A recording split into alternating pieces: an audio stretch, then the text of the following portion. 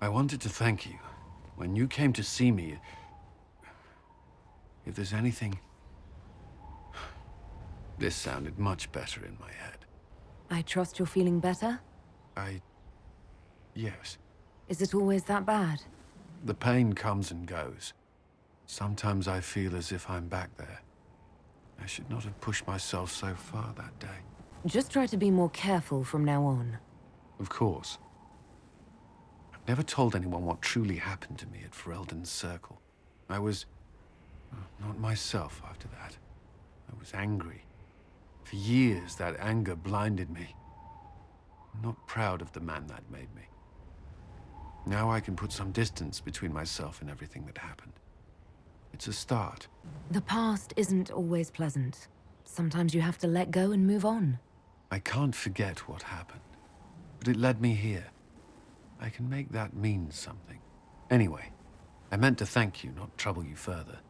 You've enough to worry about. How are you holding up? I've met good people here. Knowing they have my back, it helps. You certainly keep interesting company. I suppose I do as well. Any visiting dignitaries I should watch out for? Ban Vigard of Ferelden is visiting. An honor, to be sure. Please show no alarm if you hear shouting in his quarters at night. Shouting? His lordship spent a half a year with his lands under siege by Darkspawn during the Ferelden Blight. His wife informs me the Ban still sleeps rather... poorly. No. But you like demons! I enjoy the company of spirits, yes, which is part of why I do not abuse them with bindings. It isn't abuse if I ask. Not always true. Also, I do not practice blood magic, which renders this entire conversation academic. He won't bind me. He's a mage and he likes demons, but he won't help. Why would you want Solus to bind you? So I'm safe. If Solus won't do the ritual to bind me, someone else could. Will. Like the Warden mages, and then... I'm not me anymore. Walls around what I want. Blocking, bleeding, making me a monster. Isn't it extreme for Solus to bind you? What if that takes away the part of you that makes you, you? Helping makes me who I am. I help the hurting. That is what I do. All I do. Am. Me. And if binding you erases your mind? Your consciousness? You wouldn't make me hurt innocent people. I don't want to hurt innocent people again. There has to be some middle ground between do nothing and bind Cole with blood magic. Indeed.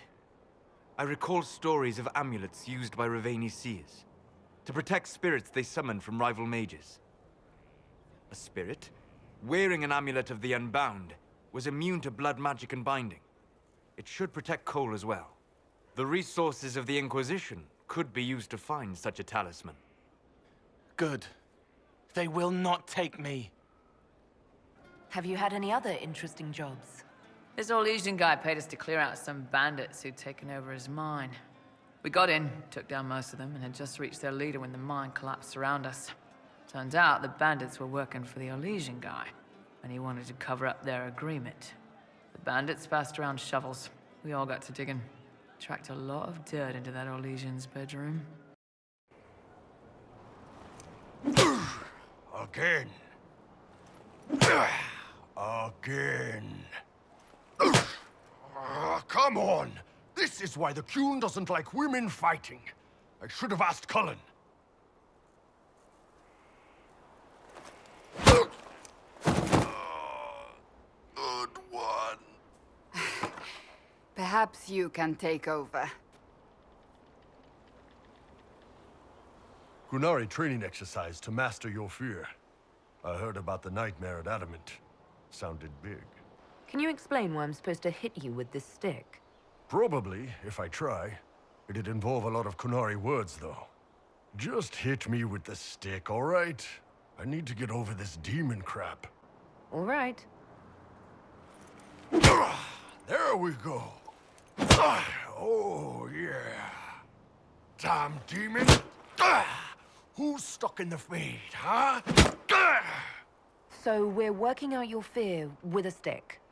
Less talking, more hitting. Piece of feed, piece of crap! And who killed you? That's right, Iron fucking Bull! I needed that. Thanks, boss. And that works for you. Yep. All right then. You seem to know a great deal about elven law. The Dalish are not the only ones interested in the distant past, Inquisitor. Indeed, my skills allow me access to places the Dalish dare not even dream of. The ancient elves hold secrets they have not yet given up. Secrets about the foundation of Thedas itself. Thus, they are my focus. Corypheus clearly feels the same. My dear, I know you must have a great deal on your mind right now, but I need to speak with you. You know as well as I how far the Inquisition's influence has spread, and how desperate the Grand Clerics have become. Our opinion will be instrumental in their election of the new Divine. What do you suggest? The Inquisition may not be invited to their vote, but our actions will certainly influence the Grand Clerics. To sit on the Sunburst throne, a candidate should have grace, charm, and a will of solid steel. Cassandra may lack the first two, but unless you can think of someone better, she is the strongest choice. What would your ideal divine do with her power? The most important thing, of course, is the restoration of the Circles and the Templar Order. The institutions that have protected Thedas for ages must be rebuilt, and the malcontents utterly crushed. We cannot allow anarchists to threaten the lives of the innocent. After we have restored sanity to the world, there will be time to address voices of dissent. Where can we find candidates outside of the Chantry? There must be someone other than Leliana or Cassandra. The Chantry is already desperate. They would not look to unordained women if they had any choice. You may have better luck searching the halls of the Imperial Court. There are many women serving the Empire who have the necessary presence and acumen. I'll have to think carefully about this. Don't worry, my dear. I have complete confidence that you will guide the clerics in the right direction. We will have to be very mindful of everything we do and say, for the Conclave certainly is doing the same. If they look to the Inquisition to provide a sign of the Maker's will, we will have to give them the right one. Hey, you. What's been going on? Sister Liliana glanced at me today. I think she's gonna have me killed. I should go. Inquisitor. I have been thinking. You remember everything now, yes? The explosion at Haven, the Fade, escaping the breach. In your report, you said Justinia was with you. But only you emerged in the end. Why? Why were you the only survivor? She knew it was either her or me. And she wanted me to live. Of course. Of course she did. That's just like her. Her message to me. I failed you too. I'm not sure I understand what that means.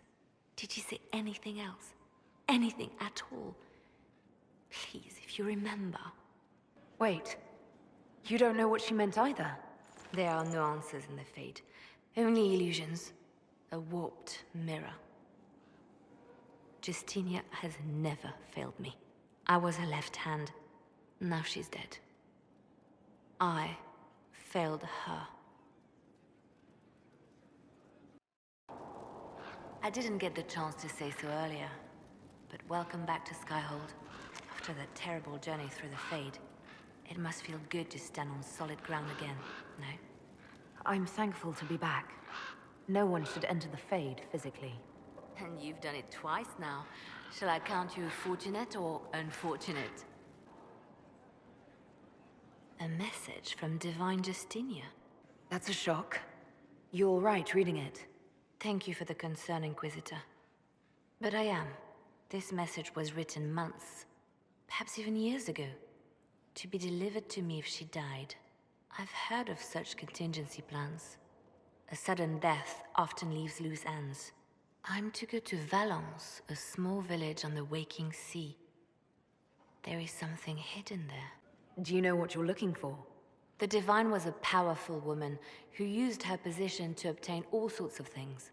Whatever she hid in Valence would very likely benefit the Inquisition and must be kept from falling into the wrong hands. If I'm lucky, she will have instructions for me. Why hide things in Valence? What's so special about it? Justinia was revered mother at the chantry there for many years before she became the Divine.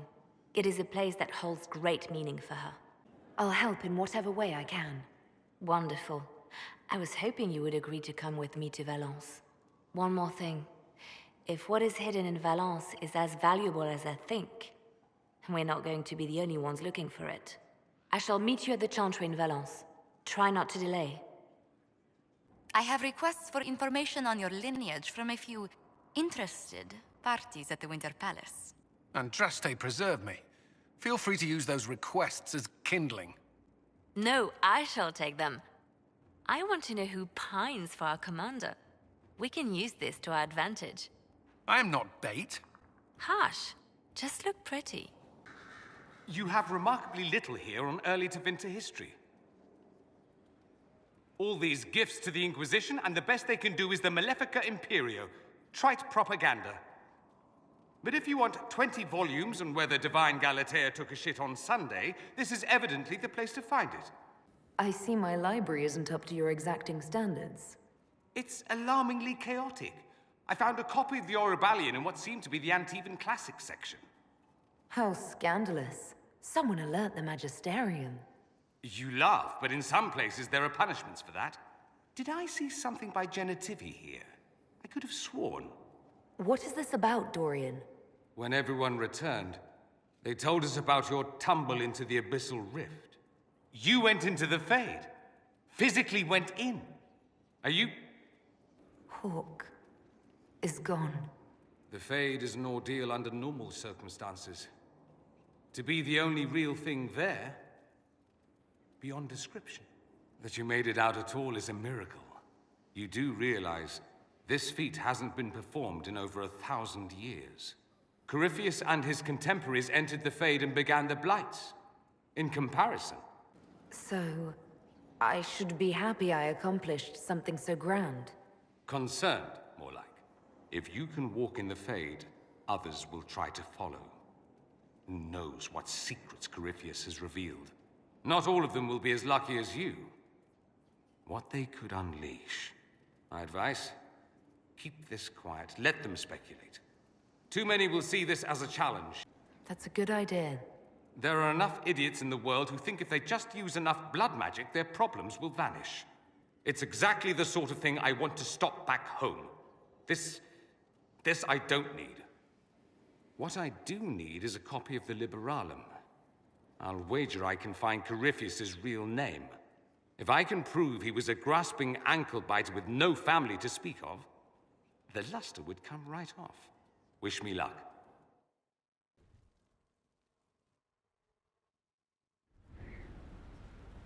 Adamant's influence continues, your worship. I submit Lord Livius Erimond of Virantium, who remains loyal to Corypheus. We found him alive, offering extreme resistance, likely because the Order will ask for his head. In more colorful terms. To say nothing of justice you might personally require for what was suffered in the Fade. Many places felt the pain of Adamant. You will answer for a great deal. I recognize none of this proceeding. You have no authority to judge me. On the contrary, many officials have communicated that they will defer to the Inquisitor on this matter. Because they fear. Not just Corypheus, but Tevinter, rightful ruler of every piece of ground ye trod in your pathetic life. I served a living god. Bring down your blades and free me from the physical. Glory awaits me. Although willing, there is a group you have wronged more than any. Lord Livius Erimond of Virantium. The Wardens can have you. Let them take your head if they want it. Their petty justice or yours, it matters not. Truth lies in the next world.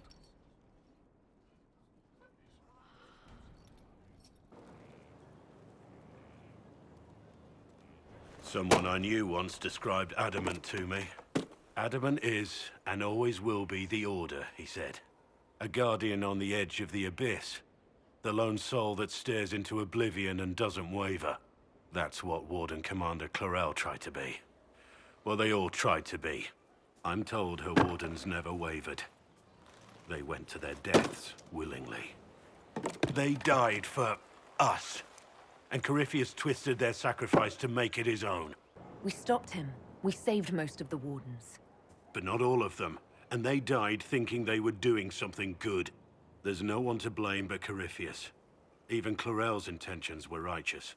Her desire to protect was so great it led her astray. It's not right. To want to do good, to be good, and have that turned against you. Don't think of what went wrong. Think of their intentions, their sacrifice. Honor their selflessness. Clarel made mistakes, but she was a great woman. And she died a great woman. It's not the armor or the trappings of the Order. It's not the joining. At the heart of it, all a Warden is a promise. To protect others, even at the cost of your own life.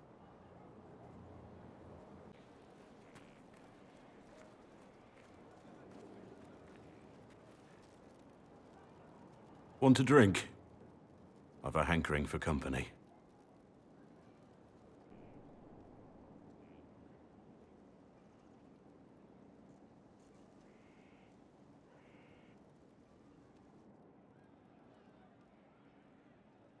When I was a boy, there were these urchins who roamed the streets near my father's house.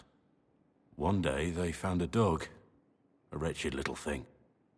It came to them for food. They caught it, tied a rope around its neck, and strung it up.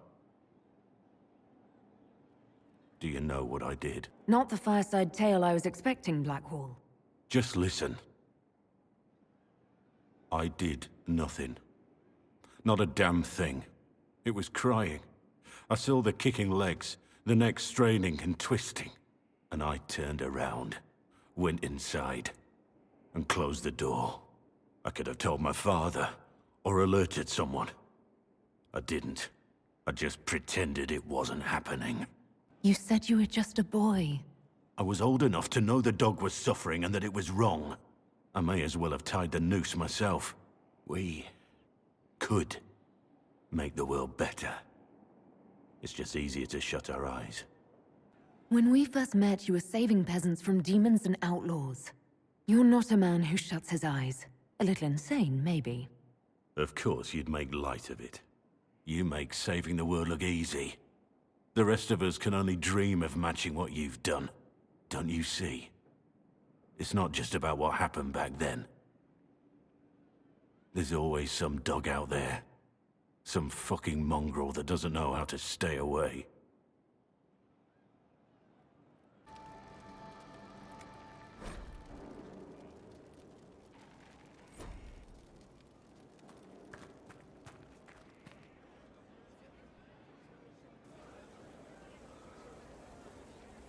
The Spy Master has confirmed it. Blackwall is gone. Go on. Liliana knows where he is, doesn't she? She knows everything. She doesn't know everything, yet. Sister Liliana had us search the Warden's quarters. Not much to find, except this. It was missing from last week's reports. I don't know what Blackwall's interest in this particular matter is, but it could be a good place to start.